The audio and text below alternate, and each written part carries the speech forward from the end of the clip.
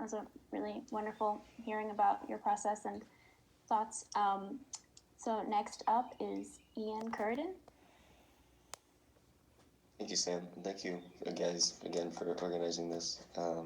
As while I would love to be in some sort of cozy coffee shop sipping wine with all of you, it's not the reality right now.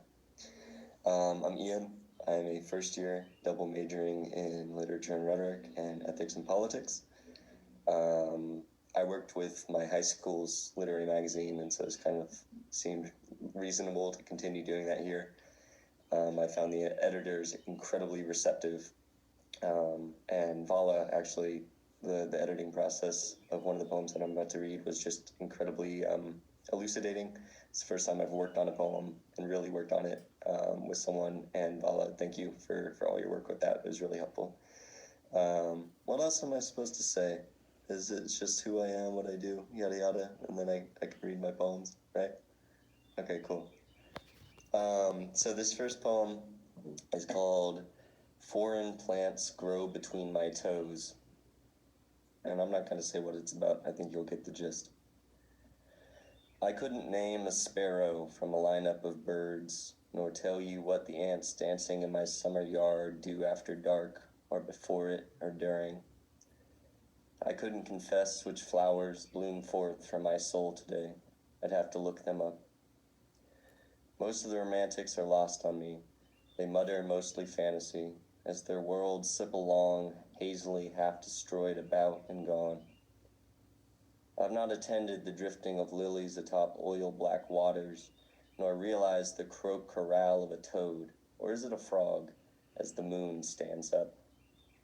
And this morning, bled through the blinds like any other, cooing with more of the same, nothing rosy-fingered, I'd say. I cannot perform it. I'm penned in by red brick, gray moss, sleeping skeletons with sound in heads, laborless jobs, data, data, data, sweet, fremd bird songs, and nothing known at all. And my second poem's a bit happier, and was written more recently as Berlin begins to get green, although it hailed today. I don't know what to believe anymore as far as weather goes. This poem is titled Eternal Spring. As styrofoam airplanes twirl in the last rays of ever longer golden dusk, as the distant thump of volleyballs bounces against the walls and makes itself boom, as the sharpness of yellow bloom sweetness sets some to sneezing and others to bliss, the world once again comes alive, its face the sky without a blemish. The birds' beaks, upturned at the corners, hold nuts and sweet seeds. I know you can't stay long, O spring, but take your time as you leave. Those are my two poems. So should I provide more information on the writing of them, or y'all can just ask questions? Y'all can just ask questions.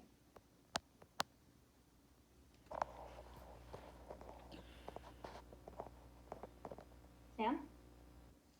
Why are the romantics lost on you? Like, I got the gist of the poem, but I really want to hear your ideas about the romantics. Like, do you feel, I don't know, when you read the romantics, do you feel alienated from them by any chance? What do you feel? Yeah, that's a good question. In writing that, and now I guess saying that, I'm thinking of the experience that these romantics kind of talk about, these long-winded passages describing the beauty of nature that surrounds them and that they're kind of a part of, or that they have some sort of understanding of.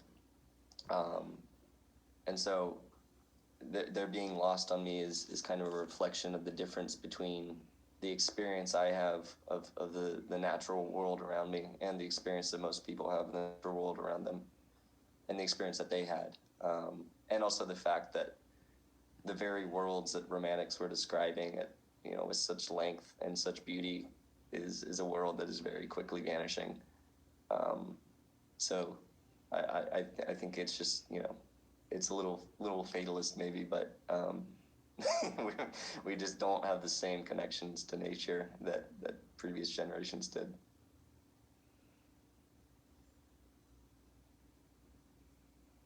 I have just a, Sam, did you have a follow-up? Sorry. I just have a quick comment. I mean, you don't need to speak to this unless you want to, but I was particularly struck by the second poem. And for me, it was a really vivid sense of being in a certain kind of like time of day and the place. And I think it had to do with the fact that it's like combined the very large and the very small, like the birds holding things in their beaks and the sky and the ball and the world vibrating seems all connected, and made it very much like a moment of presence for me. I somehow think of like a Bruegel painting landscape, but his spring landscape is lost, so I don't have anything to compare it to. But yeah, I liked it.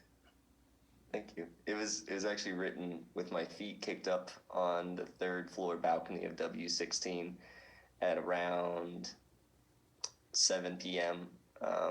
Recently, and so the sun was just kind of that soft orange beautiful light where it's not hot or cold, and folks were playing outside, so that's the atmosphere that it was written in. Yeah, Ian, I had a question about that exactly, whether you always write en plein air, like you write in the environment that you're describing. Yeah, I try to just throw myself into it, and it feels weird to come back to a poem sometimes. It very much is kind of something that occurs in the moment for me. So I don't know, it comes like some sort of wave, and like there's I'm trying to think of who said this. I'll think of her name later, but she talked about how she had to catch poems before they ran away. And how you should always have a pen on you so you can write stuff on your skin. And I think that's kind of how I operate. It's just whatever comes to me, whenever it comes to me, I have to get it down or else it's gone forever. So yeah, I think I kind of, it's there. It's harder to write outside of the atmosphere, or to write about the atmosphere that you're not in.